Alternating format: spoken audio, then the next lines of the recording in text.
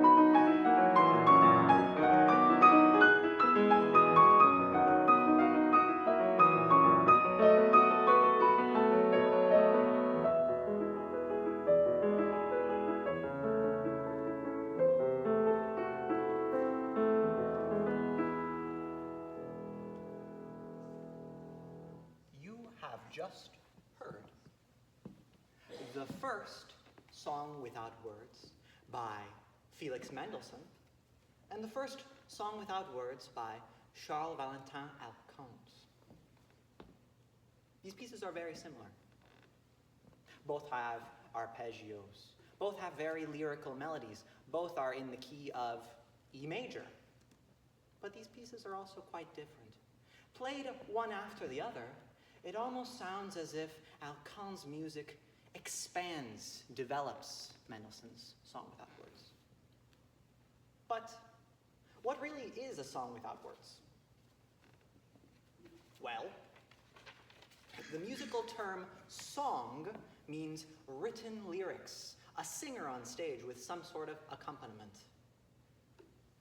A song without words, however, has the pianist manage both the accompaniment and the melody simultaneously, while still implying the existence of a lyrical melody.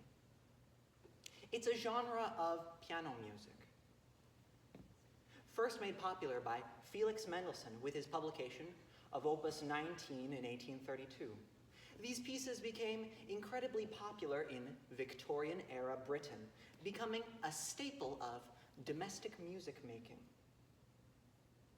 And Mendelssohn's 8 books of songs without words have since become part of the standard piano repertoire. Hundreds of thousands of pianists have grown up playing this music, and thousands more have recorded them, although they are seldom performed today on stage. Alkan's 5 recueils de chant, which means books of songs, did not receive the same attention. Alkan was a historically significant pianist-composer, a close contemporary of Frédéric Chopin and Franz Liszt. But his music has had very few advocates, and even among pianists is not widely known or studied. To the best of my knowledge, only one pianist has recorded a full book of Alkan's Songs Without Words. That would be the Australian pianist Stephanie McCallum, who's actually recorded all 5 of them. Alkan has a somewhat dubious reputation today for creating terrifically difficult music and living an enigmatic and reclusive life. This is true. Alkan did write very difficult music. And it's also true that Alkan was a very private person. And these songs without words form a big part of that story. These songs without words were first published November 14th, 1857. 167 years ago to this day. It was Alkan's reemergence from a decade-long absence from the stage at the peak of his career. So, to celebrate this beautiful music's 167th anniversary, we will have this lecture recital today, in which we'll be exploring two interesting questions.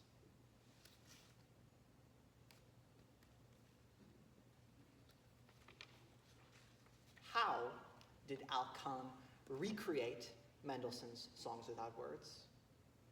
And why did Alkan recreate Mendelssohn's music? And for that matter, why did Alkan and Mendelssohn spend so much time and attention working within the genre? The question of how is somewhat easy to answer. We are going to listen to Mendelssohn's and Alkan's music side by side so that you can appreciate how Alkan recomposes Mendelssohn's material. But there's also another easy way to show how. I'm a pianist, and I am very concerned with how many notes I have to play. So, I counted them, and I made this graph here. If you look at this graph, which shows each Song Without Words by Mendelssohn and Alkan alongside each other, and the y-axis is, of course, how many notes there are in each piece, you'll notice two things. The first is that Mendelssohn and Alkan use the same exact key signatures. E major, A minor, A major, A major, and so on. But also, Alkan consistently expands on Mendelssohn's musical material. The question of why is a little bit more complex. I'd like to share a quote by Felix Mendelssohn. This was written in response to a friend who asked him in a letter if the Songs Without Words originally came with lyrics attached. Mendelssohn replied with the following. People often complain that music is too ambiguous, that what they should think when they hear it is so unclear, whereas everyone understands words. Genuine music fills the soul with 1,000 things better than words. The thoughts which are expressed to me by music that I love are not too indefinite to be put on the words, but on the contrary, too definite. This would seem to imply that there is some sort of hidden meaning in the Songs Without Words. I contend the answer to why can be found in understanding Alkan's and Mendelssohn's shared heritage. Alkan and Mendelssohn were Franco-Jewish and German-Jewish composers, living at a critical period in the development of a modern Jewish identity. The Haskalah philosophical movement, also known as the Jewish Enlightenment, was an intellectual movement devoted towards integrating Jewish communities into modern Europe. Viewed in the larger philosophical context of the Haskalah, the Songs Without Words can be viewed as profound political and artistic statements which subtly push revolutionary ideas like integration and religious and ethnic tolerance. I believe they also provide a very subtle critique of gender politics and how they functioned in music and in society. In other words, one can view Charles Alkan's Songs Without Words as extensions of Mendelssohn's music, but one can also view the genre of the Songs Without Words as an extension of the philosophy of the Enlightenment era.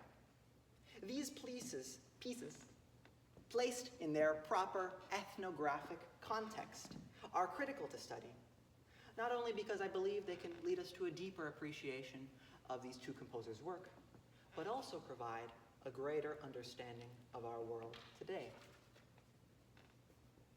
To understand the Haskalah movement and how it influenced Mendelssohn and Alkan, we must learn about what it responded to.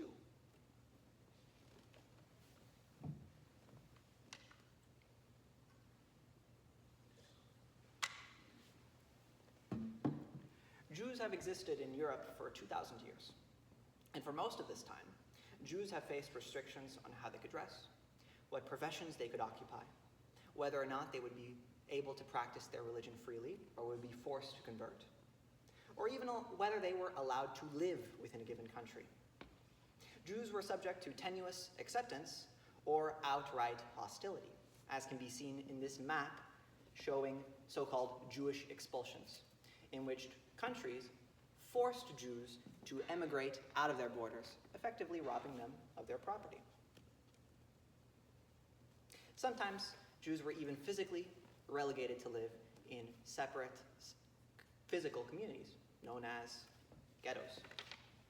During the Middle Ages, as Gentile means non-Jewish, as Gentile society increasingly came under the hierarchy and influence of the Catholic Church, the Jewish communities found themselves instead on the outside margins of this paradigm. Because Jews lived outside the ideological jurisdiction of the Catholic Church, medieval Jewish communities, where they were allowed to exist, became centers of medieval learning, commerce, and culture. However, these Jewish enclaves did exist under their power structure of the rabbinate. The rabbinate were powerful men in these communities who were the sole religious and judicial leaders of these communities, who controlled them for nearly 2,000 years. The most religiously tolerant country for Jews during the Middle Ages was Poland. Poland, whose General Charter of Jewish Rights in 1251 attracted emigres from expulsions. Religious tolerance in Poland continued for the next 500 years. This was ended, of course, by the partitions in Poland in 1795, committed by the Russian Empire, Austria-Hungary, and the Kingdom of Prussia. But 1251, I made another graph. 1251, 13th century. Poland provides basically civil and legal equality for Jews. It's the first country in Europe to do so. Who knows what the second one was? I'll give you a hint.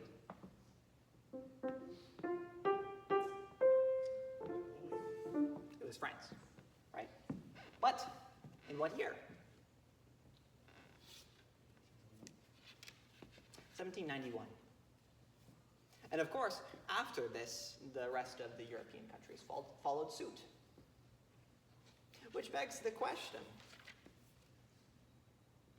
what occurred between Jews facing near complete acceptance and integration in modern Europe to where they begin? Well, 500 years, a lot happened. The Protestant Reformation reformed the Church's influence over Gentile society. Important changes in technology and science occurred, including the Industrial Revolution, and almost half a millennium of war, political struggle, and social upheaval. There were also large intellectual changes. The thinkers of the Renaissance and the Enlightenment era The thinkers of the Renaissance and Enlightenment eras promoted a new worldview, one based on religious tolerance, rationality, a belief in the scientific method, an emphasis on questioning the status quo, and in fundamental human rights. Where do Jewish communities fit into these changing paradigms? Well, the Jews of Europe are offered two options. Either they can assimilate into Gentile society, or they can continue living in the status quo. There are countless examples of assimilations. Jews who volunteered or were first forced to convert to Christianity, or who otherwise adopted a secular, non-religious existence. Alternatively, some Jews responded by becoming more conservative. Such are the origins of the Hasidic, Orthodox, and other religious movements. One can even view these present-day extreme conservative religious sects as a response to the changes of the Enlightenment by doubling down on their systems of conservative values. Is there perhaps a third option? This is where the thinkers of the Haskalah offered an answer. The Haskalah intellectual movement, social movement, philosophical movement, sought to integrate Jewish people into Gentile society, while embracing the values of the Enlightenment era, religious tolerance, rationality, belief in the scientific method, questioning the status quo, while still incorporating the positive aspects of their religion. The Haskalah was led by Maskilin, or Maskil, which means enlightened one, and lasted from roughly the 1770s to the late 1880s. In general, here are some of the policies that the Haskalic thinkers thought were positive steps for Jewish integration. Embrace Enlightenment values.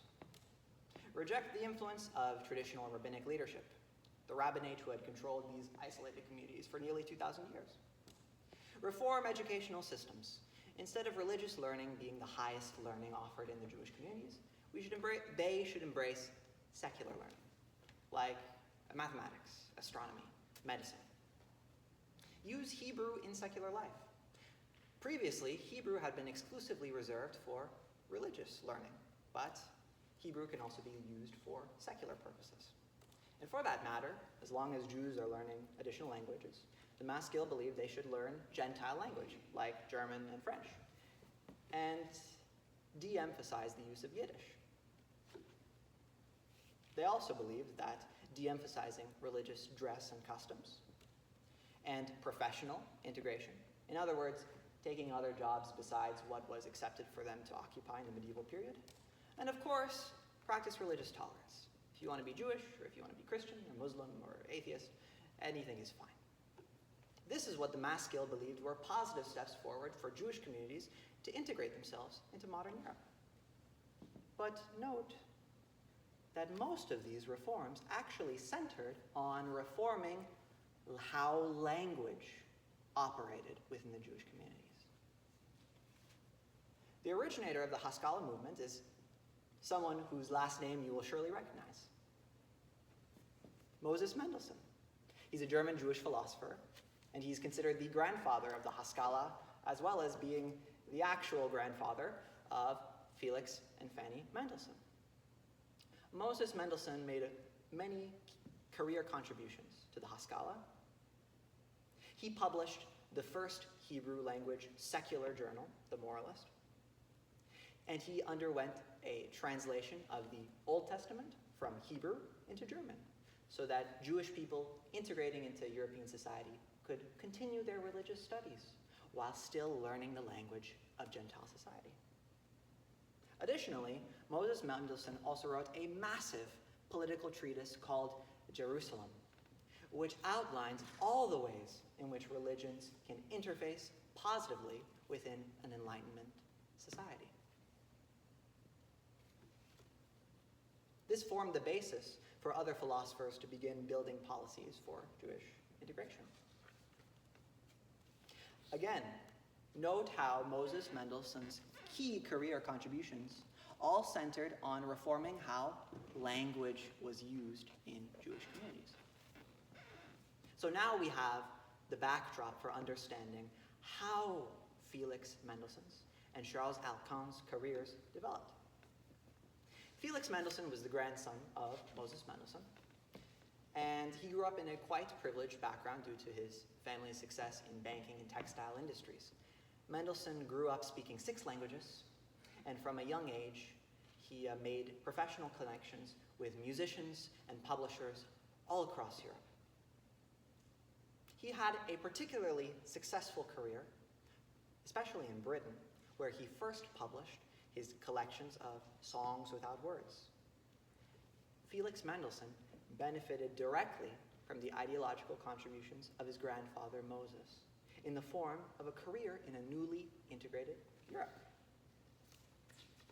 So too did Charles Alkan. He and his siblings all received professional music training at the Paris Conservatoire, where Alkan quickly developed into one of the foremost virtuosi in Paris. He was even the next-door neighbor of Frédéric Chopin. Like Liszt and Chopin, Alkan mostly wrote piano music. But around 1849, near the peak of his career, he withdraws from society, likely due to a mix of personal and professional frustrations. After 10 years away from the spotlight, he reemerges, publishing a massive amount of music, including the collection of songs without words that we are going to listen to soon. In his later years, he devoted himself to religious study.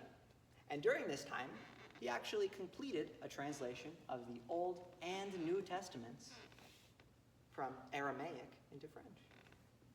Does that last part remind anyone of someone we've heard before?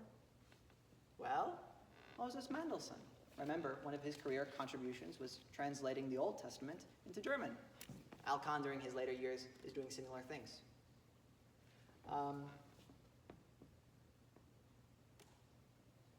Given all of this history, I think we can get a lot closer to answering why Alkan and Mendelssohn wrote songs without words.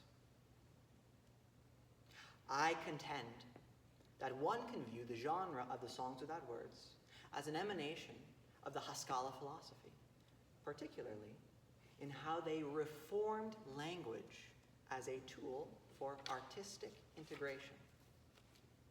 Moses Mendelssohn thought that reforming language's function in Jewish society was critical for their assimilation into modern Europe.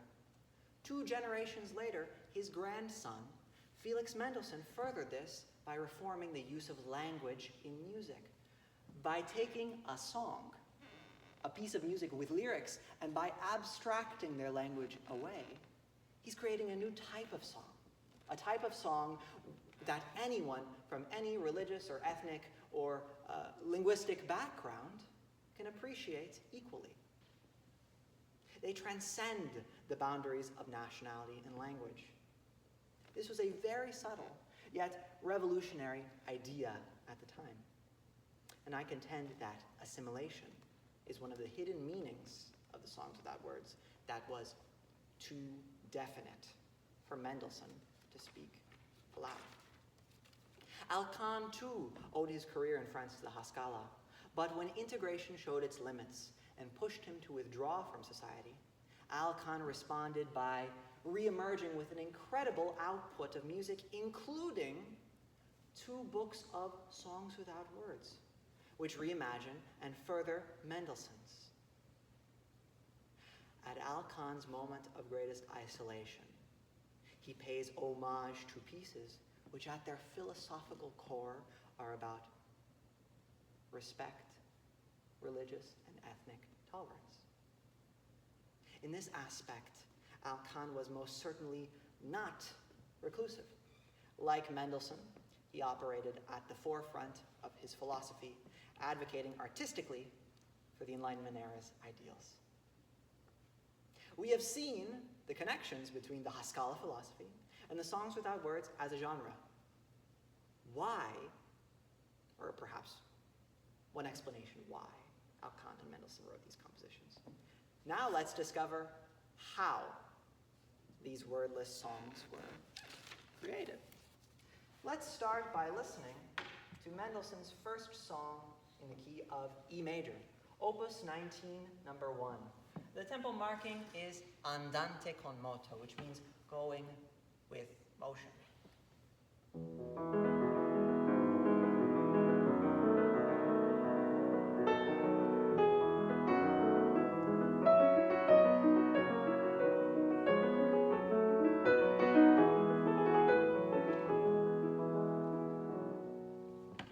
Most of Mendelssohn's songs without words are written in a binary form, rounded binary form, which is to say 3 parts. There is an exposition, in which I like to think of this as a miniature sonata form. You can look at it as being an exposition, where the music's main ideas are presented. Then we have a development where these ideas are taken to new contrasting keys. And then finally, we have a recapitulation, a return to the original ideas. There are also 3 different characters in the song. We have the soprano singing the melody on top.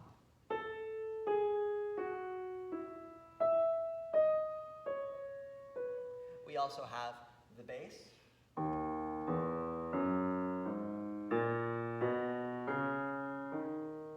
And in the middle of the 2, we actually have the character of the piano, who plays arpeggios.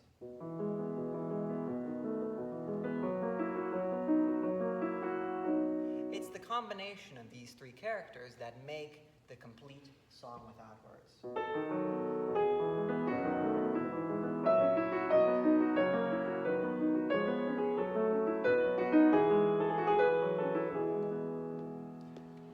Right at the beginning, Mendelssohn gives us the melody that will be the basis for all of the songs without words that follow in this collection.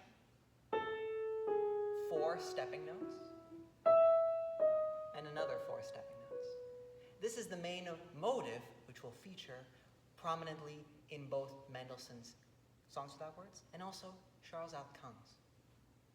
Did you notice how the bass actually has the same 4 notes? Just turned upside down. I'd like to play through the whole piece now.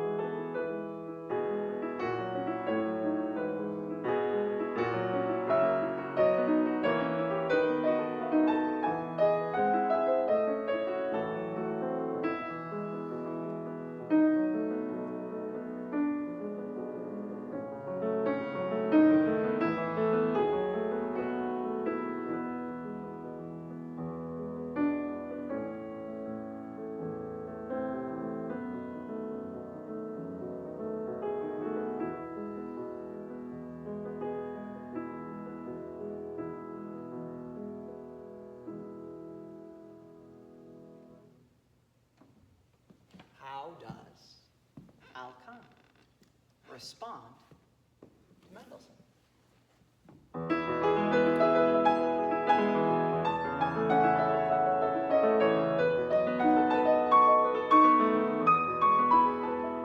He does a lot.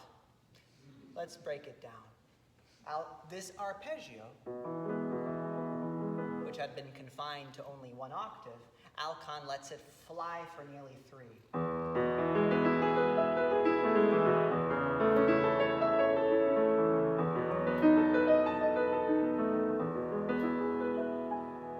He also does the same for the melody.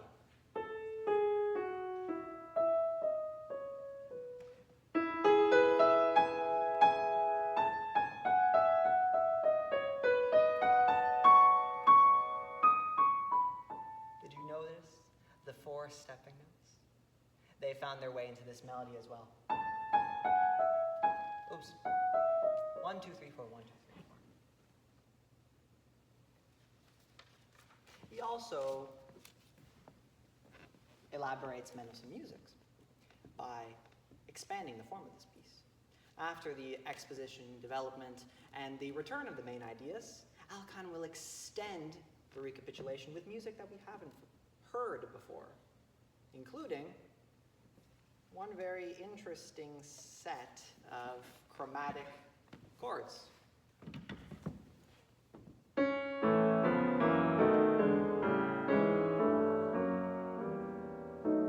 Sounds very modern.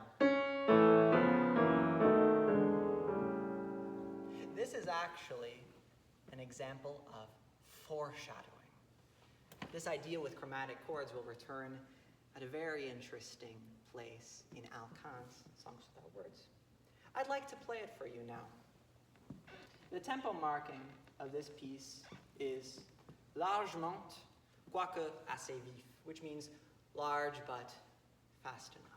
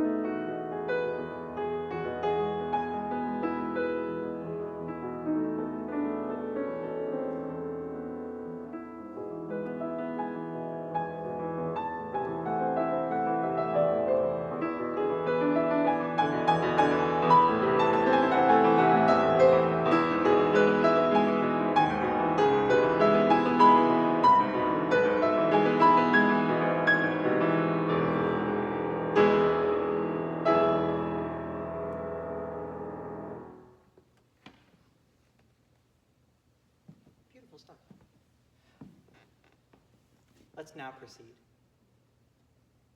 to Mendelssohn's second song. If the first song was perhaps warm and sunny, this one is a little bit more cool and reserved.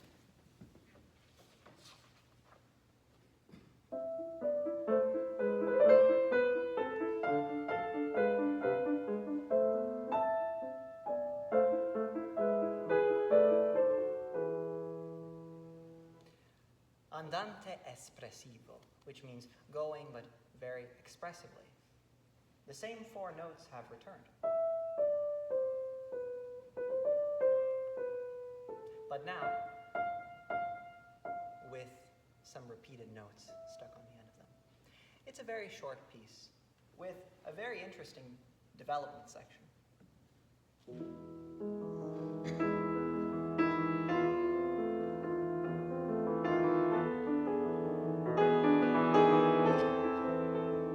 Very dark and chromatic. We don't often see Mendelssohn like this. He's normally much more cheerful. I'd like to play through it now.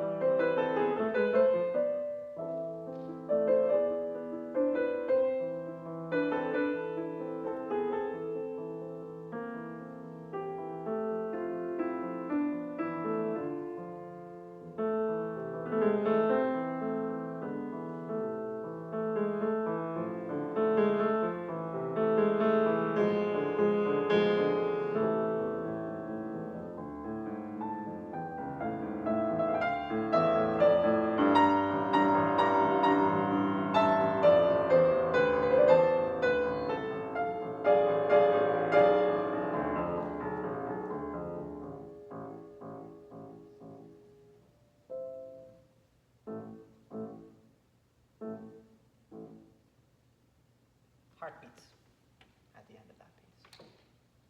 How does Alkan develop it?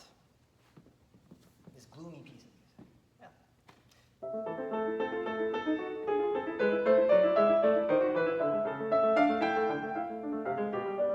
He turns it into one of the most cheerful A minor pieces I've ever heard. Alkan will often do this with his elaborations of Mendelssohn. He will either increase the volume and intensity of the emotion, or he'll flip it on its head entirely. Speaking of flipping things on its head, repeated notes, stepping notes. Mendelssohn's melody was the opposite. Stepping notes, repeated notes. Alkan not only flips the melody around, but so does the emotion. He does something which I think is hilarious in this piece, which is that if you look at the left hand, you'll see that he writes out every single staccato. Staccato means play this note short. He writes out every single staccato note for the next 5 pages, all 914 of them. I counted. Alkan was very precise with his notation, and once he seizes an idea, he just absolutely refuses to let go, possibly like Beethoven in that respect. Another composer who may have been inspired by this piece, if you'll entertain my speculation.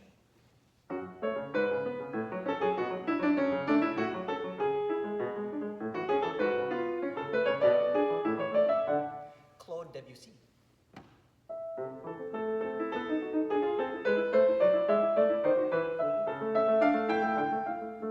Very similar pieces in terms of their texture. Suite Bergamasque was written 50 years after Alkan's Song Without Words here. I'd like to play through the full thing for you. The tempo marking is also maybe another joke. He says, quasi allegretto, which means almost a little fast. But he also gives a tempo marking, which is just, no, he wants it fast. I'll play through it now.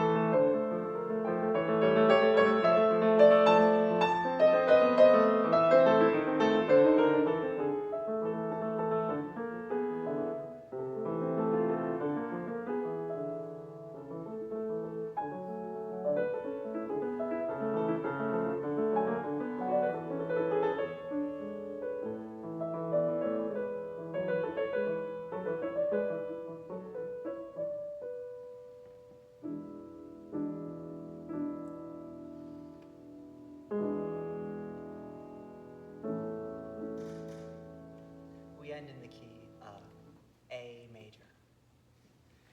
To all my fellow pianists out there, what is it called when we begin a piece in a minor key and end in the parallel major? It's called a... Thank you, a Picardy third. I appreciate it. We have a Picardy third in this piece. We end in A major. I ask because there'll be a test later. No, actually the next piece is in the key of A major. I'll play it. It erupts in fiery arpeggios. I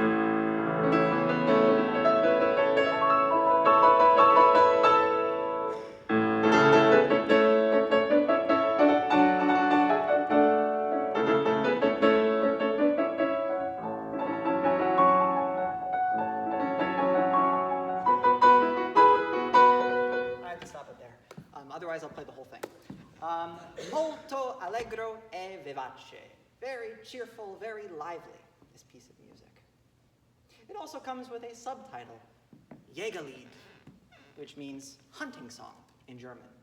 In classical music, the hunting song is meant to evoke the exhilaration and the energy of the outdoors and perhaps being on the chase of something. We're in the meter of 6/8, perhaps galloping forward. Perhaps on horseback. But we also have another. These intervals are sometimes known as horn fifths, such that medieval riders would have used to communicate to other hunters over long distances. It's a very bright sun piece.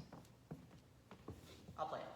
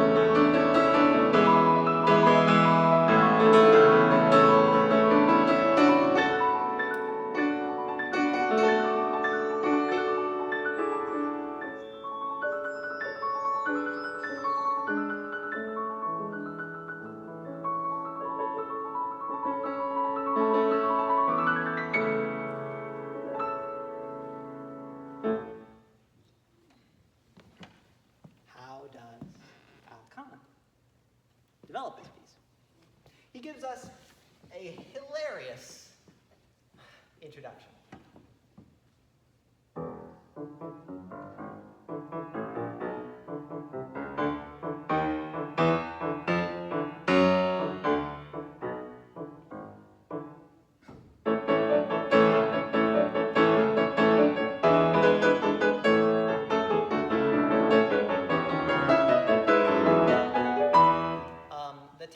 This piece is chœur, which in French means choir. You can kind of hear this in how Alkan thickens up the texture of Mendelssohn's chords. All of these chords by Alkan, 6 notes in all of them. That would be opposed to Mendelssohn, who used 1, 2, 3, 4.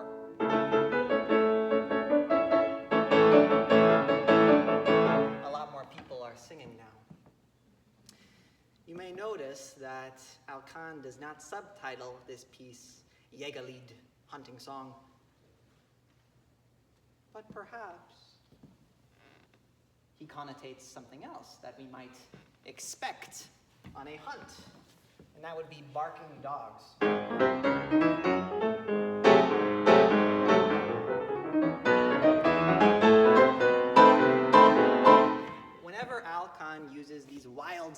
yelping tone clusters, it's usually because he's trying to invoke something beastly happening in his music. A great example of this is Le Festin des Soupes.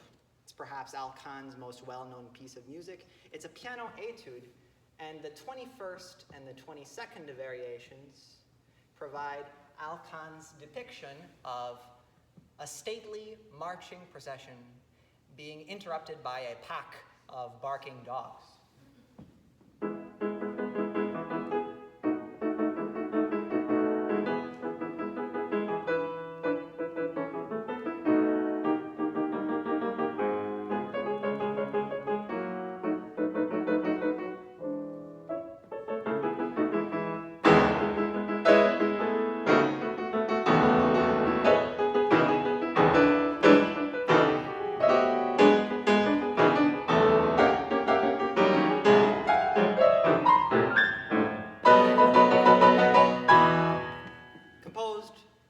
The same year as this piece. So let's now hear Alkan's third song without words, A major, Allegro. It's the only time that Alkan doesn't actually speed up Mendelssohn's music. Allegro, cheerful.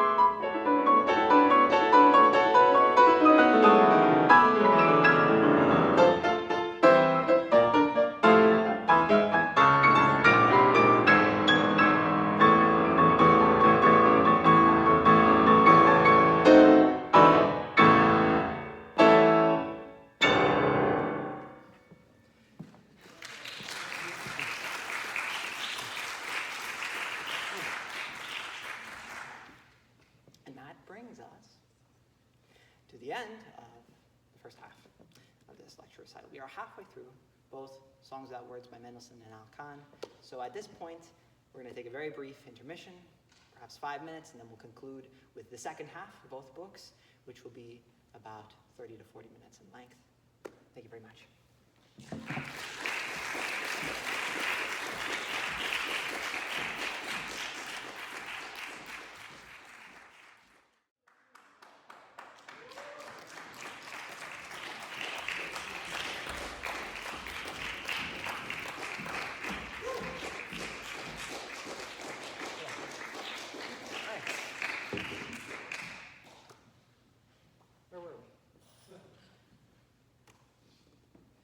We last heard Alkan's third Song Without Words, which ended with a lot of fire, and now Mendelssohn will change the mood completely.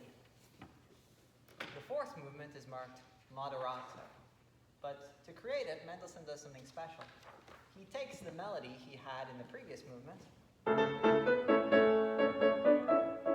and he turns it into a 4-part chorale.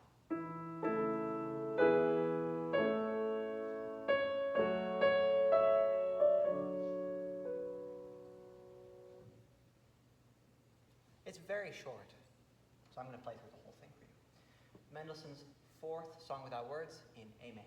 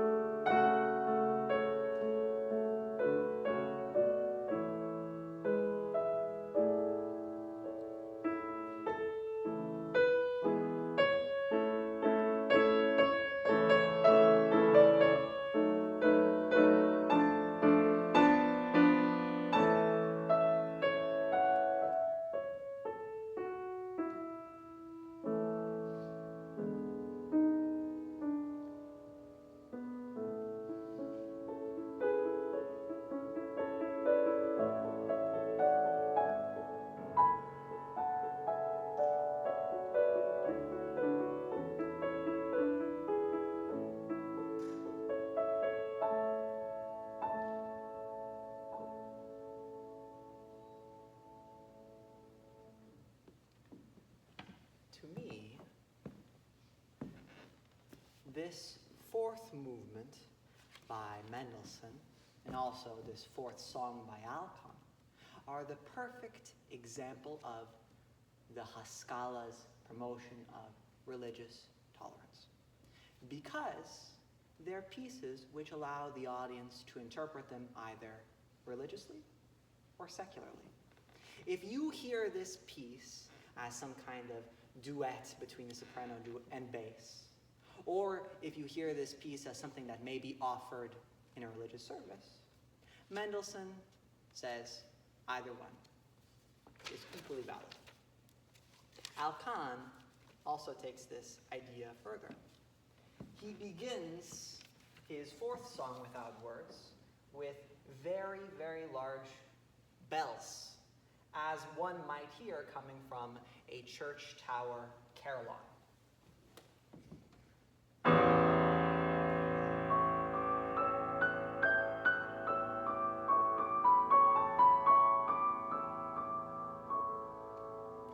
then after this, the duet between the soprano and bass begins.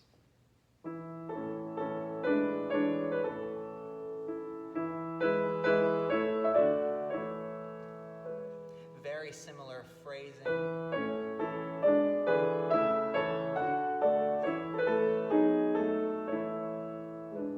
And chord figuration to Mendelssohn's. Alkan, however, does something very interesting towards the end of the development section. He takes this idea by Mendelssohn with chromatic chords. I'll play it for you.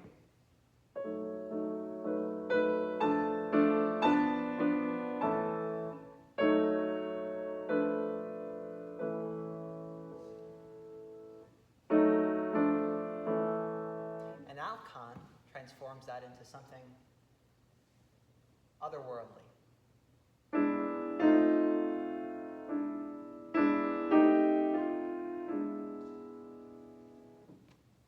If ever there were a piece of music whose words leapt off the page, it would be this. I cannot help but hearing Ich liebe, or perhaps Je t'aime, or perhaps I love you.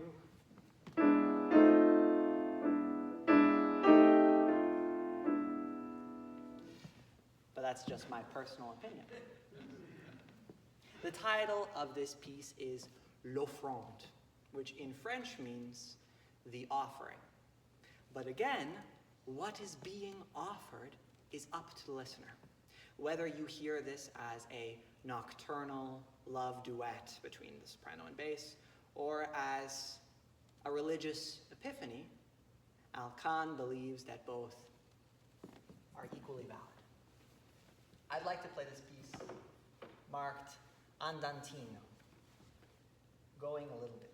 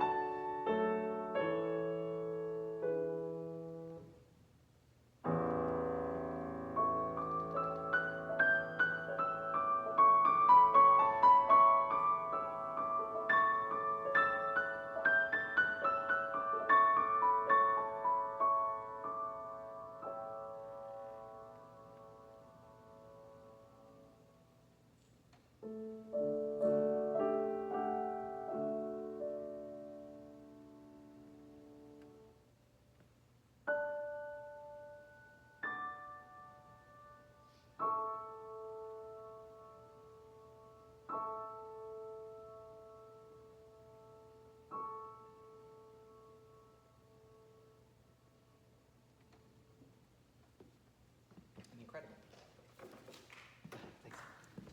Thanks.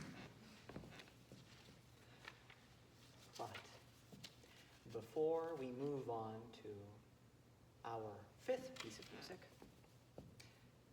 I think it's time for us to talk about just a little bit more history. Earlier, I spoke about how Mendelssohn used the abstraction of language in the songs without words to make subtle political statements, particularly in advocating for integration. However, inseparable from discussion of the song without words is how gender functions within them and in the larger context of how they were created. I also contend that Mendelssohn and Alkan used the songs without words to subtly push back on gender politics within the Haskalah movement and also the musical culture of Victorian England. I'd like to read you another quote. Shmuel Feiner, professor of Jewish studies at Bar-Ilan University, described the Haskalah's relationship with women as the following. The Maskilim, Haskalah's adherents, almost entirely men, were worried by what they perceived as a loss of control over the modernization process. In this context, women's modes of modernization, education, careers, independence, were considered positive because they broke from traditional patterns and authority, but also problematic because they seemed to threaten the family, Hebrew culture, and the Jewish collective. So, on one hand, while integration and the reform of language, religious tolerance, ethnic tolerance, all of those were very positive things for women living in the 19th century Europe. However, the Haskalah movement had a very difficult relationship with how the woman's role evolved in society. They viewed it as a negative effect, in fact. You can even see this struggle over the changing role of women within the Mendelssohn family. Moses Mendelssohn, the creator of the Haskalah movement, said the following in a letter to his fiancée when she told him that she was seeking a religious education. Moderate reading is proper for women, but not erudition. A young woman whose eyes are red from reading deserves to be mocked. As forward-looking as Moses Mendelssohn was in advocating for secular education, integration, and all of that, he was still very short-sighted in this respect. We see this attitude, unfortunately, carried down 2 generations. Fanny Mendelssohn, the older sister of Felix Mendelssohn, by some accounts showed an equal or even greater talent than her brother.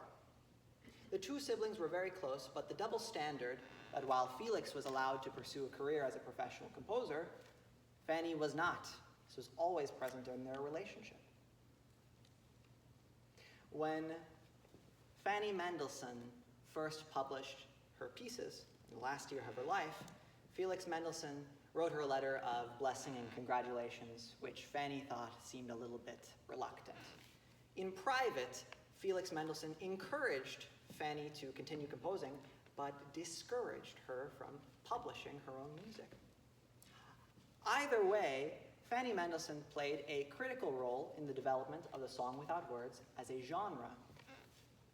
She was both the recipient of the first songs without words that Felix wrote in 1828, and she perhaps was even a co-creator of the genre of the song without words, stemming from a game that the 2 would play as children. This is to say that even before Felix began his professional career, he was very aware of how gender politics functioned in society and their internal contradictions within, as seen in his own family. In Victorian England, gender politics play a large role in musical culture. There is a large gap, between concert music, played by professional pianists, who were predominantly foreign men, and the piano music of the house, the parlor music played almost entirely by women. In the highly ritualized Victorian society, domestic piano music served several symbolic roles, including broadcasting a family's wealth to pursue piano as a leisure activity, serving as a social context for Victorian-era courtship rituals, and its near complete association with domesticity and femininity. Because the piano served so many symbolic roles, the music that was written for the domestic market, exclusively for women to play, was of a rather low quality. In parlor music, artistic integrity was not valued so much as the social functions that the piano served in the lives of these women and their families. Felix Mendelssohn, who already had success in the professional sphere, played a role in reforming this. Mendelssohn made no artistic compromises when it came to producing quality music for these women to truly enjoy, as I hope you have been able to enjoy as well. As such, his songs without words sold extremely well, cementing his popularity in the domestic sphere, while his symphonies, oratorios, theater music, and concerti cemented his status in the professional sphere. I believe that Felix Mendelssohn also encodes a subtle message for the women playing his song without words, which spoke to changing ideas regarding the women's role in society. An Enlightenment-era philosopher who dealt with the changing role of women in society was the British author Mary Wollstonecraft, who wrote A Vindication of the Rights of Woman in 1792. In it, she argues for opening women's access to education, civil representationship in government, and about the need to reform the basis for companionship between both genders. In particular, Wollstonecraft stressed how friendships based on equality and respect ought to be the basis for relationships between men and women.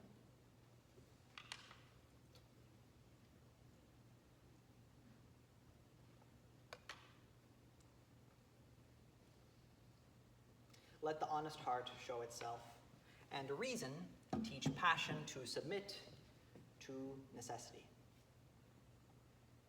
A large part of the Enlightenment era was applying its ideals to every aspect of society. Here, Wollstonecraft argues that the relationship between men and women ought to be governed by rationality and mutual respect. Mendelssohn used the absence of lyrics to advocate for assimilation, but he also uses the gender roles within his music to advocate for an enlightened relationship between men and women, one which is governed by rationality. I believe you will be able to hear this. By doing this, Mendelssohn is raising the bar for the artistic standards of domestic music, pushing back on the performance standards set by Victorian music culture, and even the reluctance within the Haskalah movement to actively reform gender. In performance, the songs without words blur the line between concert music and domestic music. And I also think that within the music itself, you can hear the themes of the Enlightenment. It depicts relationships not as idealized, but as they are. And in them, particularly this next piece, he explores how communication, respect, and rationality can be applied to conflict. In this next piece, F sharp minor, piano agitato, the soprano and the bass have their most friction yet. I believe you can hear the conflict between reason and passion, as both parties will respond and try to resolve their differences like rational adults. Let's listen to the exposition section of this music. The soprano and bass will trade back and forth large sections of dialogue, which are actually in different keys.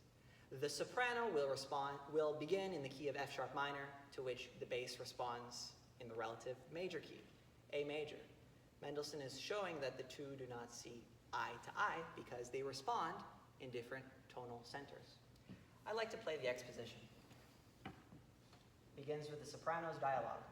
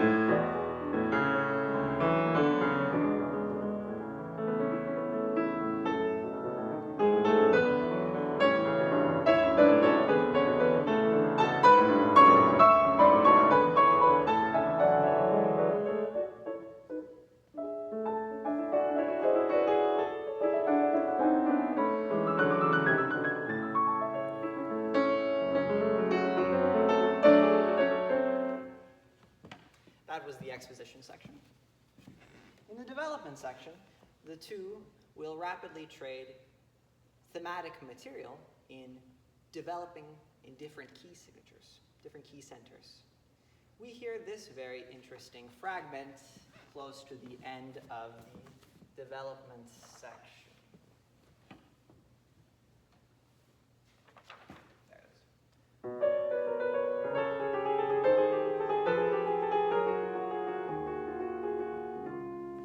I believe that this actually is a modified version of the very first melody we heard in Mendelssohn's Songs Without Words.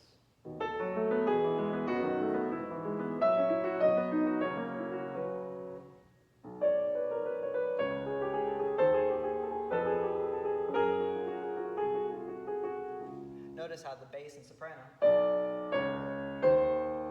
move in opposite directions.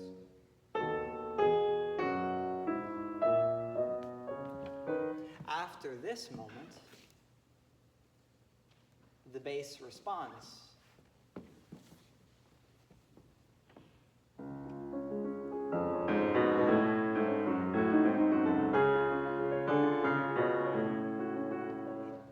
The bass responds in the key of F sharp minor. It's only after the bass voice recognizes the perspective of the soprano, in which she began, that the two can move together towards F sharp major. Picardy third, everybody.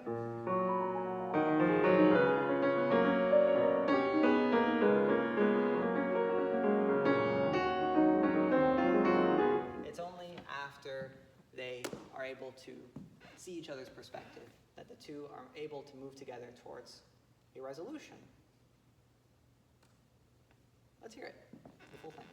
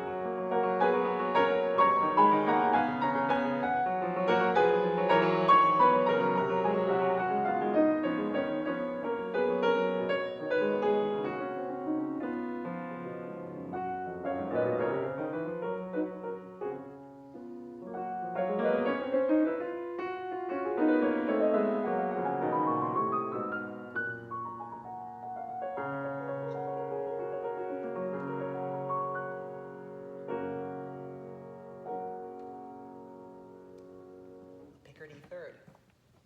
Resolution 2.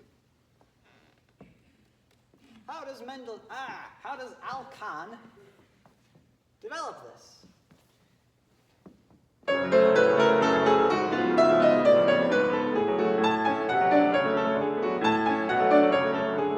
Certainly a lot more friction, a lot more agitation. The tempo marking for this piece is agitatissimo, which means the most agitated, in which he turns the soprano's melody into something of a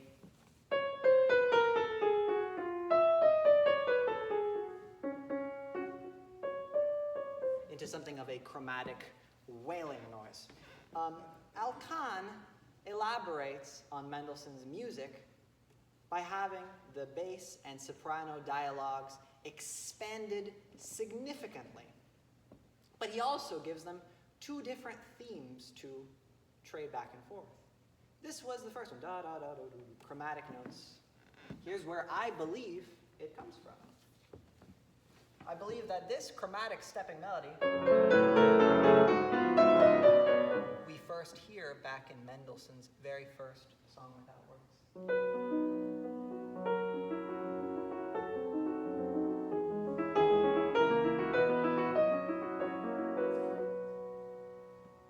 I also think that this melody, four stepping notes, he's developing Mendelssohn's original musical material. Speaking of another way in which he develops that stepping note motif, he also gives another thematic idea for the soprano and bass to exchange.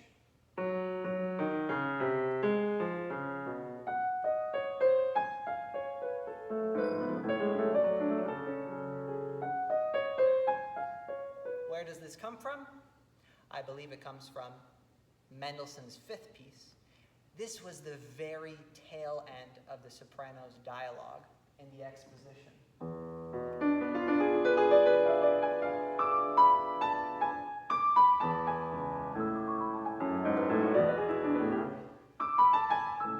Right before the bass responds in the key of A major.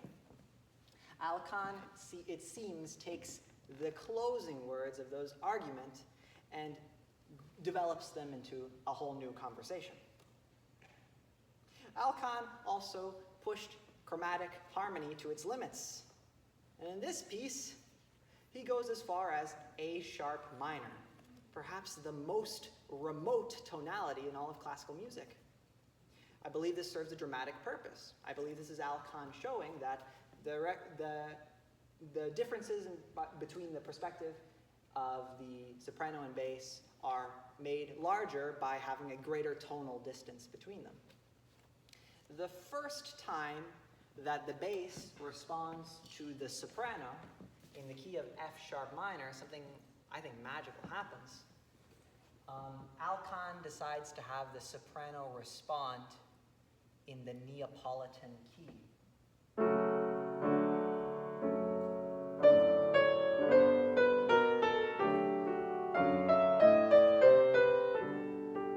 To me, this is a deeply ironic moment. The Neapolitan key, usually when it's used in music, evokes a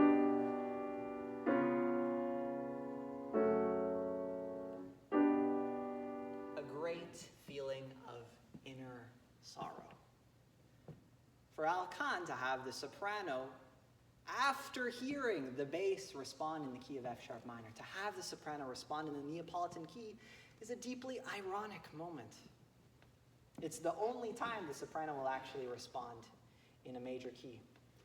Do they ever reach a resolution? Before they do, we get some interesting chromatic chords. I think this comes from Alkan's first movement.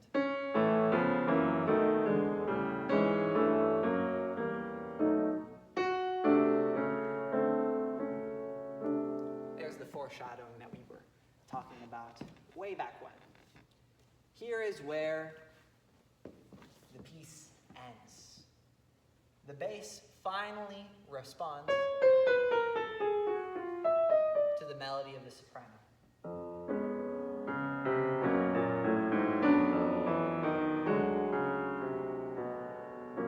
And we get F sharp major, a Picardy third before it resolves to F sharp minor. I believe this. Alkan loves to do this move. Here's a piece from the same year, the symphony in C minor.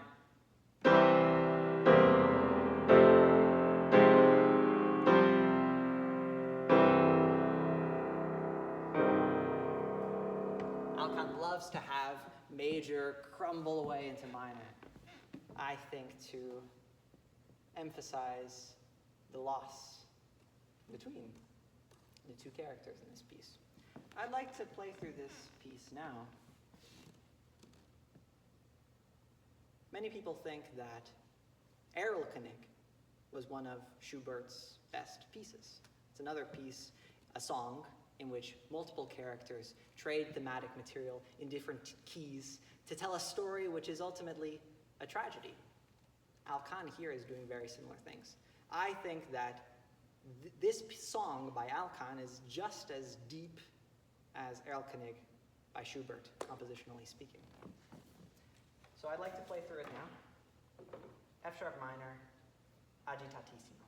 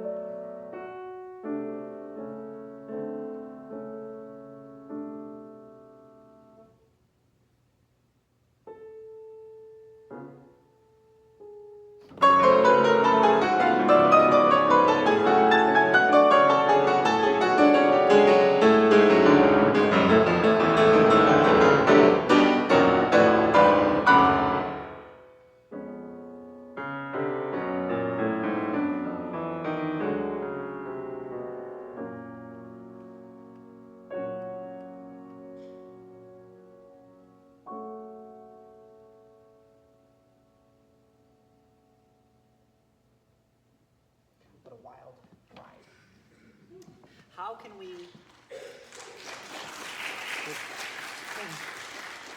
It's a lot of notes.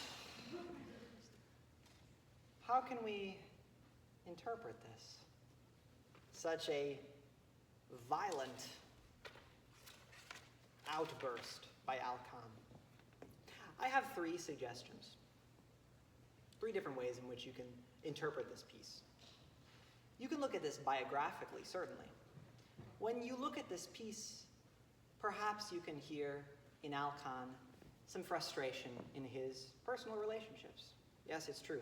Alkan fathered a son, but he lived as a lifelong bachelor, which in his own admission was a very solitary existence, which he chose to devote to his religious and his musical studies. That's one way you can interpret this, biographically.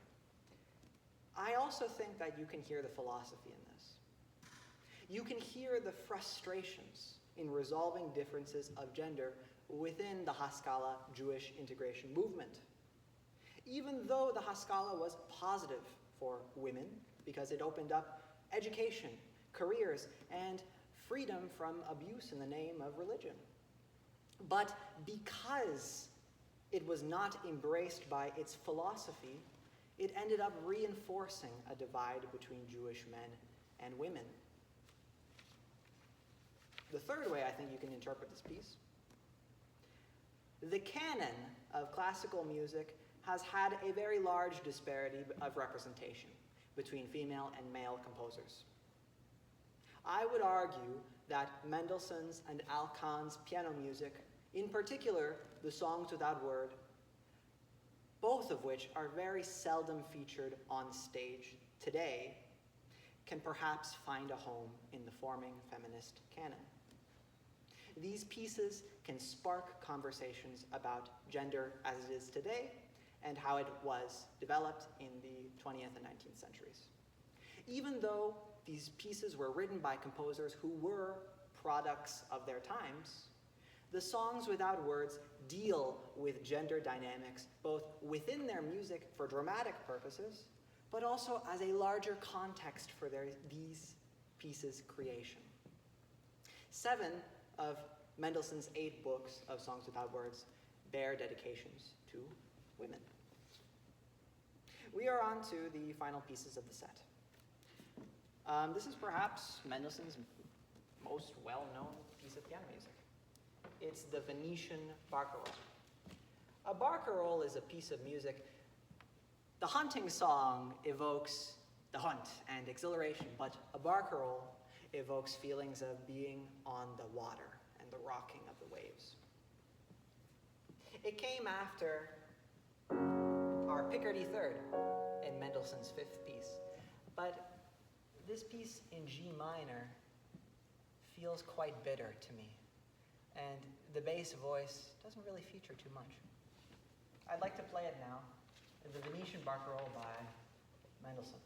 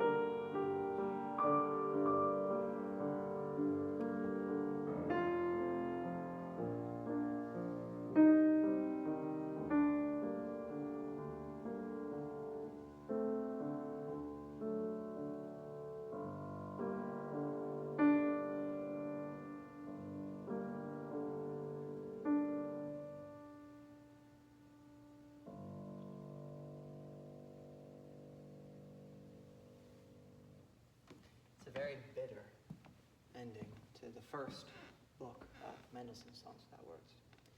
Now let's hear how Alkan responds to it. After such a wild piece of music,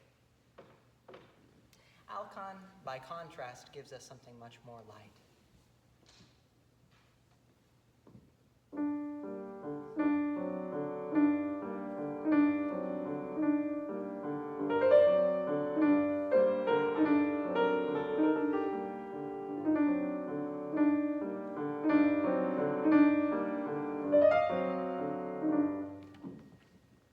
For your consideration, I offer another piece by another French composer who I feel was strongly inspired by this barcarolle by Alkan, Eric Satie.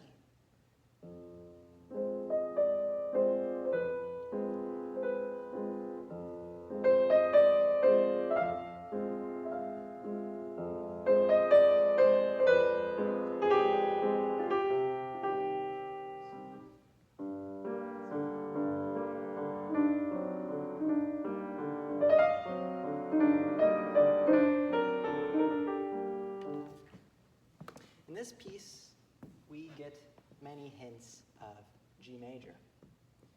And that's where this piece perhaps ends. I'd like to play it for you.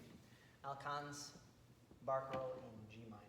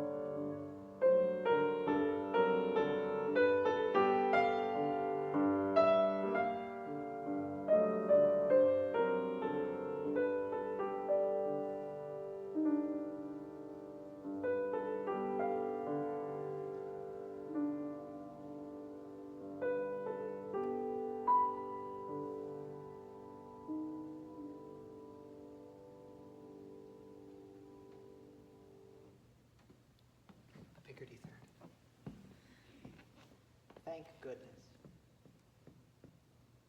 It actually is more of a Picardy seventh. We end on a dominant seventh chord. Perhaps the story of these pieces is not quite over.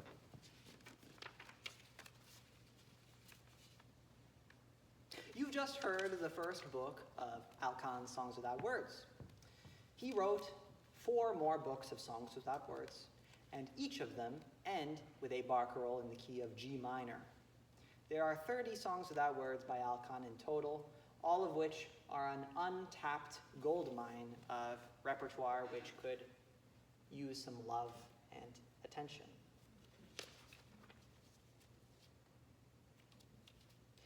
And that brings us to the end of my presentation.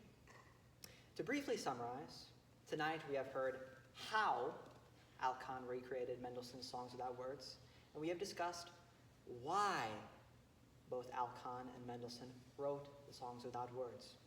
To answer the why, we looked at the philosophy of the Enlightenment era and the Haskalah integration movement to see how Alkan and Mendelssohn perhaps musically responded to these ideas. It's one way to view these pieces, certainly not the only way, but I think that this is a perspective which is very compelling. And I hope this has served to spark more interest in these composers, and for you all to see the many ways their work is still relevant to our present day. But instead of telling you how I believe our present world is shaped by this history, I would much prefer to let you form these opinions for yourself. In my opinion, that's what the Songs Without Words are all about. Mendelssohn and Alkan are inviting you to form your own connections, to add your own lyrics to their melodies. People often complain that music is too ambiguous, that what they should think when they hear it is so unclear, whereas everyone understands words. Genuine music fills the soul with 1,000 things better than words. The thoughts which are expressed to me by music that I love are not too indefinite to be put into words, but on the contrary, too definite. Thank you.